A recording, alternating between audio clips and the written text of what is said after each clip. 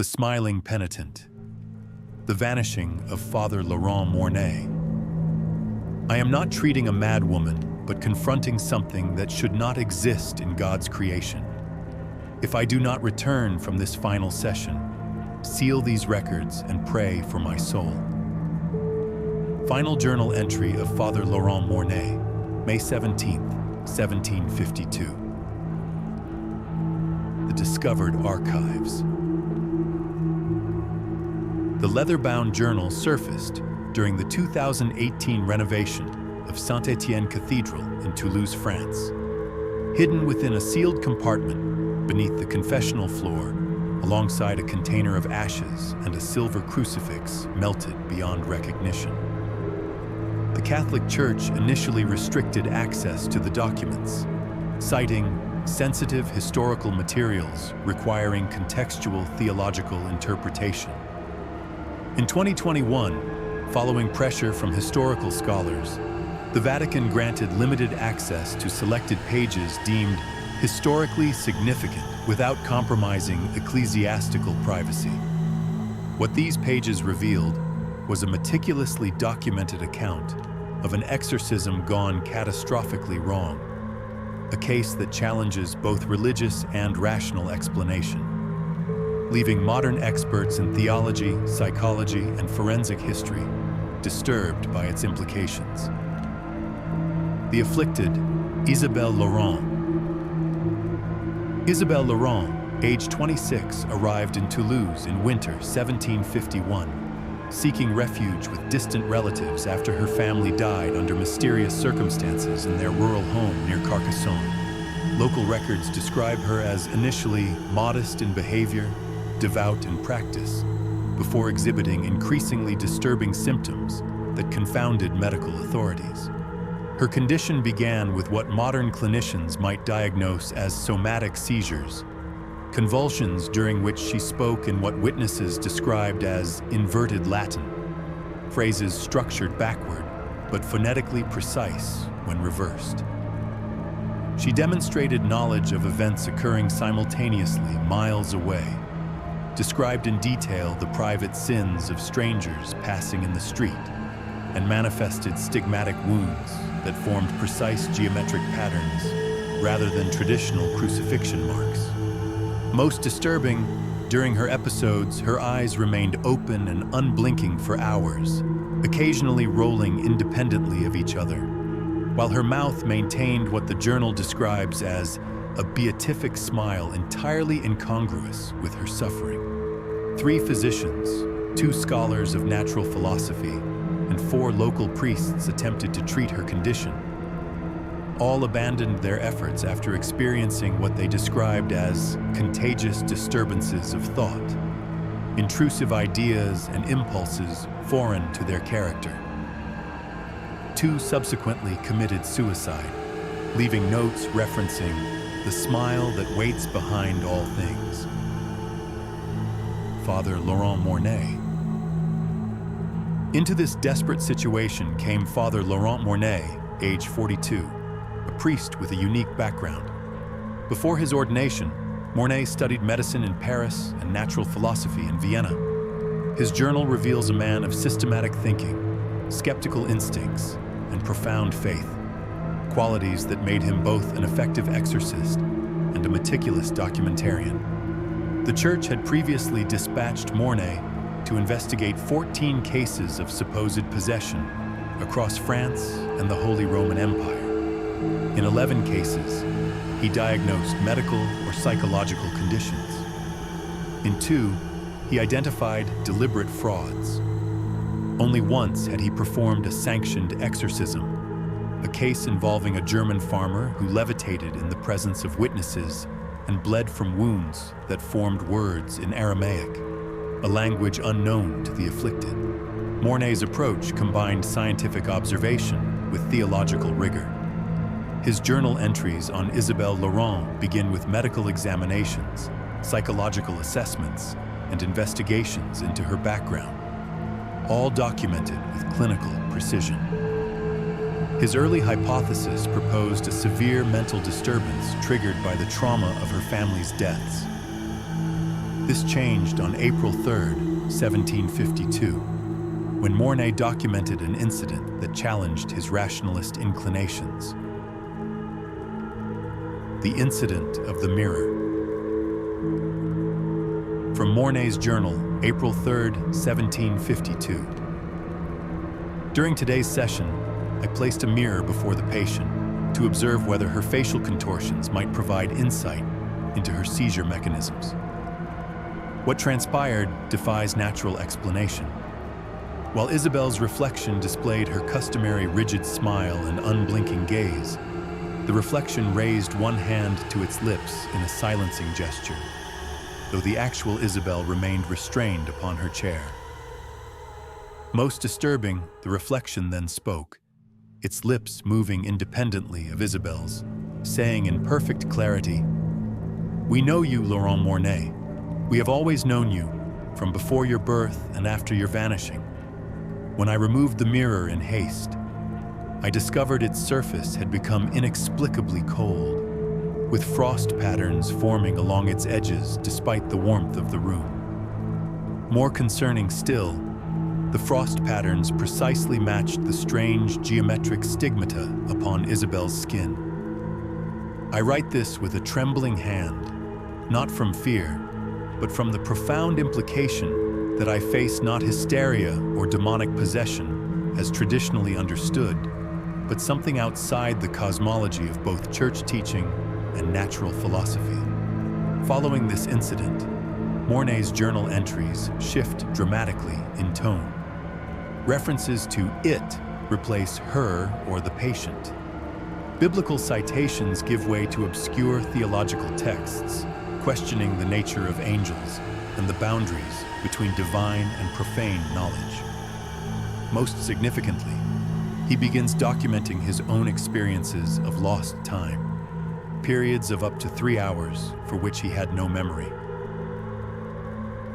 The smiling contagion. Between April and May 1752, Mornay documented a troubling development. Those in prolonged contact with Isabel began exhibiting similar symptoms, starting with the unblinking eyes and incongruous smile. 3 nuns assigned to her care were relieved of their duties after fellow sisters reported them standing motionless in the cathedral gardens at night, smiling upward at the stars while speaking in synchronized voices. Mornay himself acknowledged the phenomenon's effect on him in a May 10th entry. I find myself smiling without cause or intention, particularly when contemplating certain theological questions that arise in Isabel's presence. Twice now, I have awakened to discover myself standing before my chamber mirror, my reflection seemingly delayed in its movements by the slightest margin. Sister Marie reports I spent 3 hours in the chapel yesterday, though I recall entering only moments before she approached me. Most disturbing, I have begun to understand the inverted Latin without needing to reverse it mentally. The words form in my mind with their true meaning intact, as if I have always known this backward speech. I fear not for my life, but for my soul, which seems increasingly translucent in the presence of whatever occupies Isabel's form. The final exorcism. On May 17th, 1752, Mornay performed what would be his final documented exorcism attempt. Unusually, he requested no witnesses apart from 2 cathedral guards positioned outside the locked chamber door.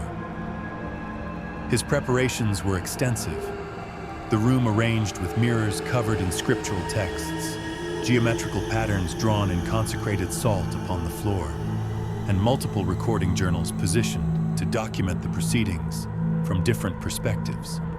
The only account of what transpired comes from his final journal entry, apparently written just before entering the chamber. I no longer believe I confront a demon as the Church understands such entities. The being within Isabel exists perpendicular to creation itself, not fallen from grace but never subject to it. I have come to understand that what we perceive as her smile is merely our limited perception of something our minds cannot encompass. My research into the deaths of her family reveals they all died bearing the same expression. Parish records from Carcassonne indicate 7 similar deaths in 1710, all victims found smiling with eyes open, their internal organs apparently liquefied without external wounds. I believe Isabel does not host this entity by chance or susceptibility, but by bloodline, her family having made some covenant centuries past, with something that periodically returns to claim its tithe. Tonight I attempt not an exorcism as sanctioned by Rome, but a containment based on principles I have discerned from what speaks through her. The entity respects boundaries and symmetries.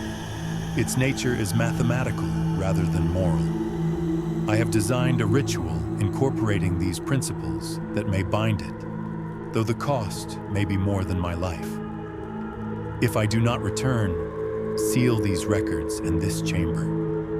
Above all, permit no mirrors in Isabel's presence, as they appear to serve as doors rather than reflections.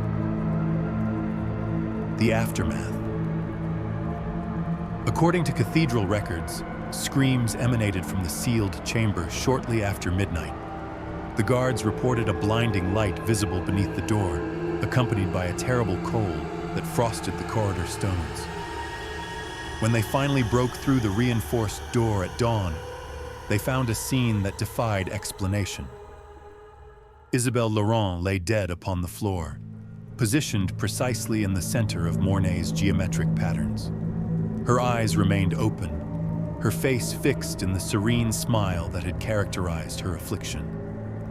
Medical examination would later reveal every bone in her body had been pulverized, as if subjected to immense pressure, though her skin remained unmarked. Of Father Mornay, no trace remained. No body, no blood, no evidence of violence beyond a peculiar scorching of the floor stones in a perfect circle surrounding Isabel's body. His journals remained in their designated positions, the final volume open to his last entry. Most disturbing was the condition of the mirrors, each shattered in identical patterns, with fragments arranged in precise geometric formations mirroring the stigmatic wounds that had appeared on Isabel's skin throughout her affliction. The official church record concludes with a brief notation from Bishop Renaud Toulouse. The matter of Father Mornay and the woman Isabelle Laurent is hereby sealed by episcopal authority. The chamber is to be walled up, the journals secured in the cathedral vault. Let no further inquiry be made into this matter, as such investigation serves neither faith nor reason, but only that which waits smiling beyond both. The modern investigation. Contemporary scholars granted access to the journals have proposed various explanations, from mass hysteria to ergot poisoning to elaborate fraud.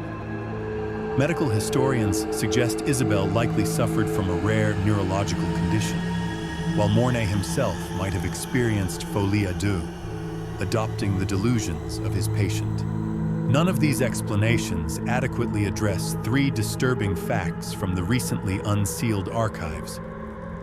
Forensic analysis of Isabel's remains, preserved in the cathedral crypt, confirms her bones were indeed pulverized with a force medical experts describe as impossible without corresponding external trauma.